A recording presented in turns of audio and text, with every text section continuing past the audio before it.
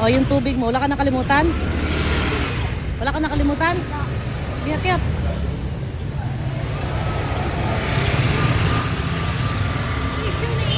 Meron siya sa bag. Kiyakit na. Oo. Third floor pala. Walang elevator pa. Sige, ate. Ayan mga super mom. Nandito na kami sa building kung saan siya magre-review.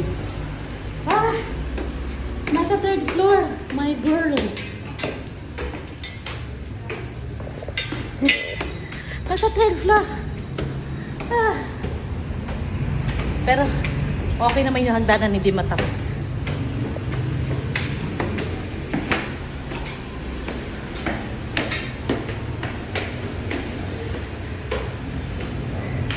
Left. Doon na left.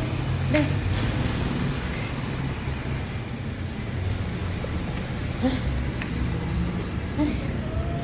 Hiningal ako doon ah. Sarado pa yata. Andun yung kotse namin.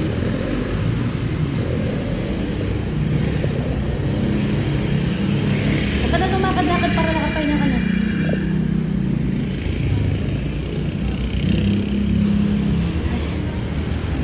Ay. Hiningal ako nga aga-aga. Ayan. Dito kami sa...